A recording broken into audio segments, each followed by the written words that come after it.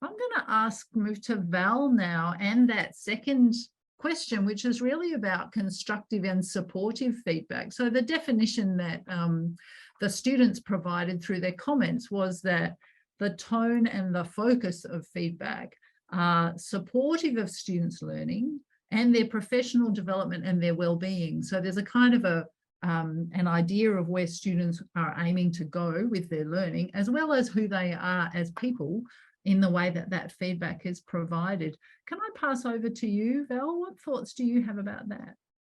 Look, I probably to start with, maybe I should say a little bit about my approach. I'm an engineer. I'm very organised, so I like to have things very well planned, very well organised. My tutors, know exactly what their expectations are. We'll discuss, if they're maybe tutoring in another subject, where their other assignments are landing. So there's some marking so that they have the opportunity to give good feedback. In construction, we don't have a lot of tutors that tutor with us for more than a year, maybe 2 years. So every year it's somebody new that maybe it's the first time that they've ever tutored. And I always sort of say to them, just reflect on what would be helpful for you.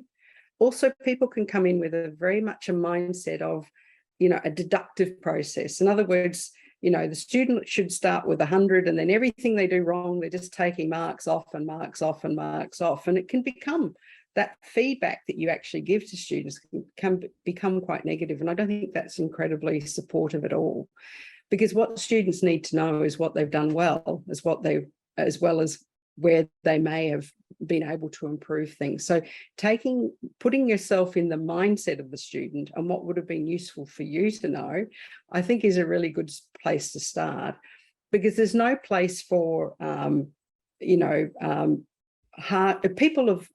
take the approach that students have done the best that they possibly can.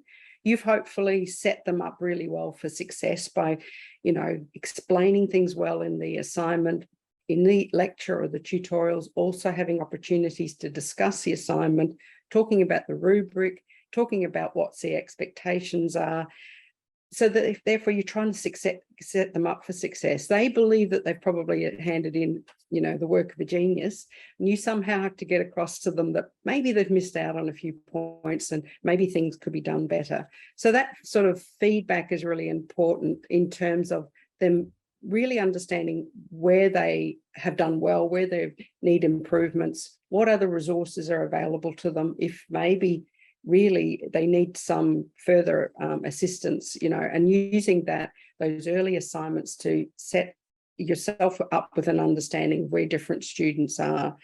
I sort of do things like the great thing about the LMS, so as well as sort of talking to my tutors, some of who are in the room at the moment, and hopefully they won't counteract everything I say, but trying to sort of set it up for success is a good thing, being very clear.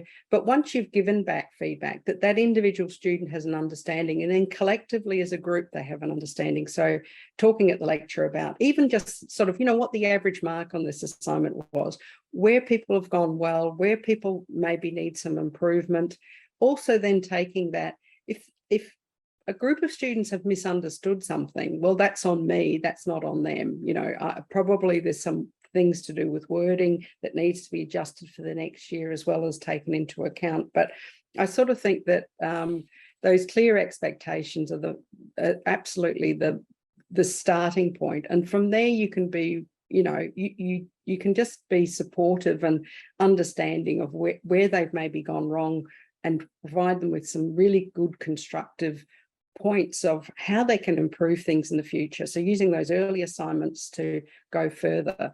We're starting to now look at for next year, probably a bit behind the 8 ball really, but verbal feedback on essays and things like that, because by the time you've written all these things down, you just realize that you've probably you haven't got necessarily a really good coherent thing. So what we're going to do is just sort of focus on little video feedbacks of essays and things like that. So then the students got a sort of a face to the person who marked their assignment, etc. So yeah, that's my viewpoints. Thanks, Kate. Thanks very much. And look, I love that you raised some of the kind of conversation about how students might do it better, as well as what they've done well as part of this supportive response.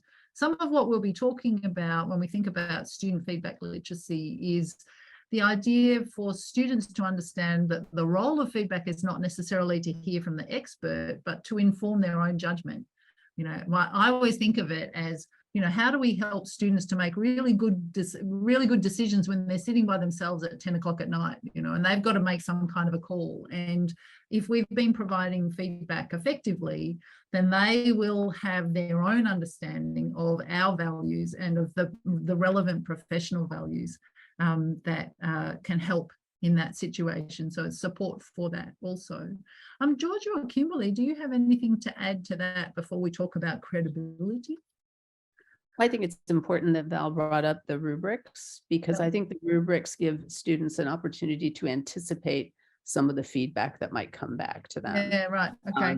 So I think having a well-structured rubric that students are aware exists. Sometimes they don't follow the rubric. But yeah, so I think that's a very important part of providing good feedback. It's setting them up. Yeah, exactly. Yeah.